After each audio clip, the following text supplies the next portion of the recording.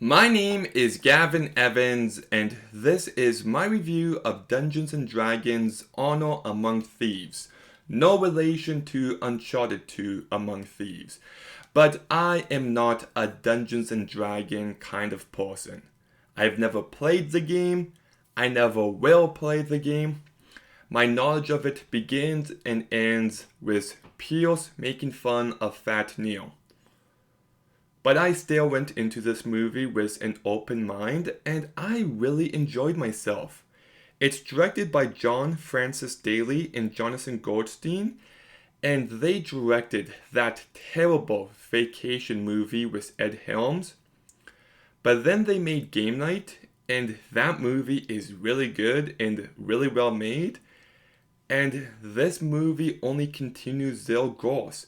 They're becoming really strong directors, and that is fully on display here.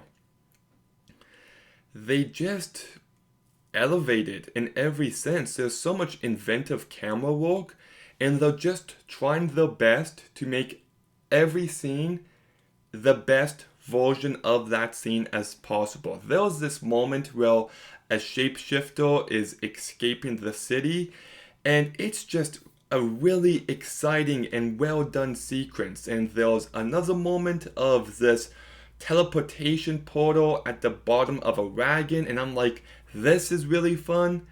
In the final battle, when everybody is fighting the bad guy together with their special abilities, and I'm like, this is just really confidently made. And I thought the production design in this movie was excellent. The practical effects are great. The costumes are really good. And the CGI, for the most part, is really good as well. So this world's just brought to life in such an effective manner, and they really bring their tone to this movie. Because it's a fantasy movie, yes, but it's also a comedy before an action movie. Like, the comedy gets lots of the focus here, and it made me laugh plenty of times. The humor was self-aware, and they leaned into it as much as possible without voiding the movie of heart, and that was the right tone for this story. And like, there's one scene when they're trying to talk to these dead bodies at a graveyard, which was hilarious. There was this joke in the last act regarding Plan A, Plan B, Plan C that made me laugh way harder than I should have. And there's just a bunch of jokes throughout that I was just like, yeah, this is really funny. I really enjoyed watching it. But what also elevates this movie is that you've got some strong thematic elements. There's a big focus on failing. When you fail time and time again, when do you give up? And how do you find that hope to keep going?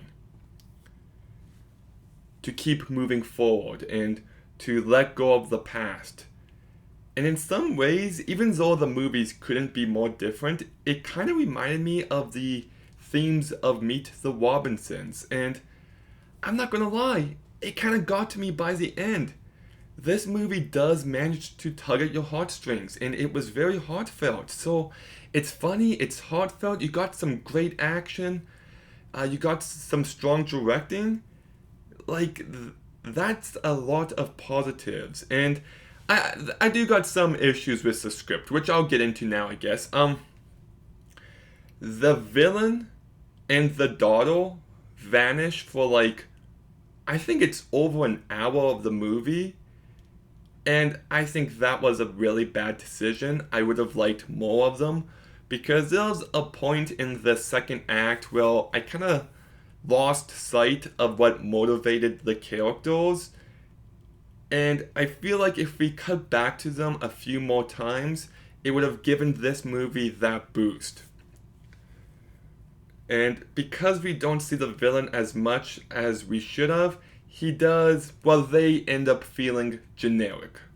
Hugh Grant and the evil witch character. So I really wish they did a bit more with them. Because there's this like great aspect of, well, Hugh Grant's kind of like Mother Gothel in Tangled. You know, like he I don't want to give anything away, but there's lots of similarities between the two characters, and I'm like, this could be a really great villain, and then we just don't see him again for over an hour, and I'm like, baffling decision. And because of that, like, the movie does lose some of its focus in the second act, and you do start to feel the movie drag a little bit because of it.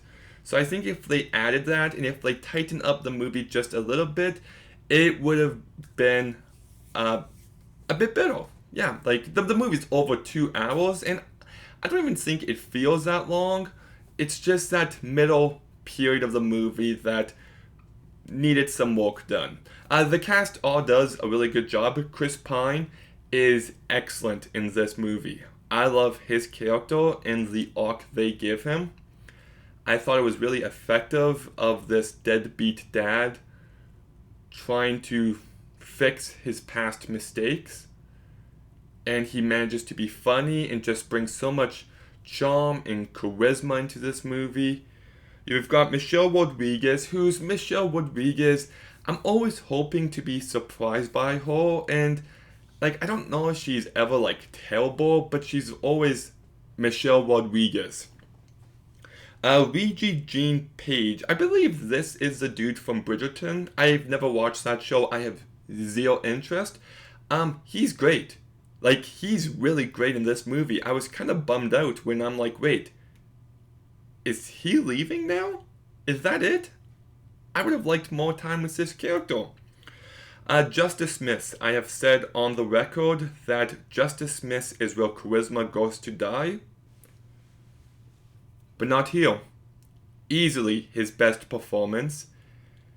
And he plays to his strengths very well here, and I really enjoyed his character and his performance. Sophia Lillis, who was... what's the girl's name from It? My goodness, I can't think of her name. This is actually going to bug me. I couldn't look it up, but... It... Walls? No, that's... whatever. She plays a girl from It, and she's kind of bland. I would have liked a bit more from her. She's not bad, but could have done more. Hugh Grant, like I said, his character's like Mother Gothel, and I wish we got more of him. But he's still very entertaining whenever he's on the screen, and I enjoyed him. And then Chloe Coleman is actually really bad.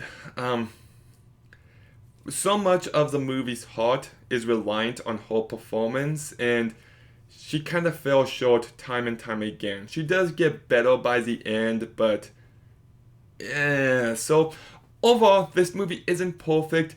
It's so close to being great, but it's still a damn good time. It has heart, it's really funny, it's very entertaining to watch, it's got some great directing behind it.